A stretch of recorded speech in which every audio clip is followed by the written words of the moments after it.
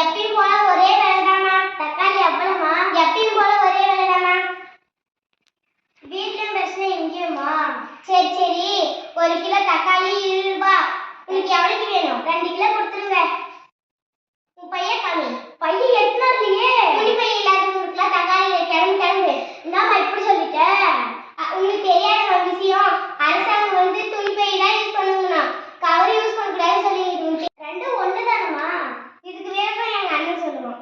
நெகிழிக்கும் துணிக்கு என்ன வித்தியாசம்னு கேட்டியே, அதை நான் சொல்றேன். நாட்டின் நடந்து நிற்கிது, அது நீ பாரு.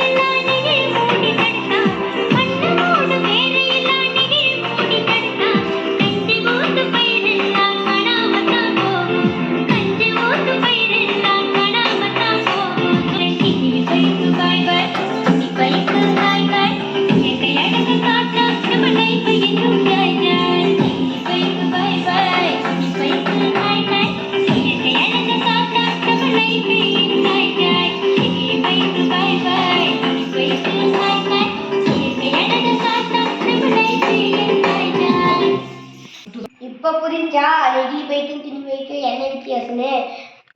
மழை வரும்போது நெகிழி பை வைக்கிறதுனால திருப்பி மழை வரும்போது தண்ணி உள்ளே போகாமல் விவசாயம் செழிக்காது, செடி கொடி இதெல்லாம் வளராது. அதனால் சீக்கிரமாக நம்ம வந்து சீக்கிரம் மங்கக்கூடிய துணி பையெல்லாம் பயன்படுத்தணும்.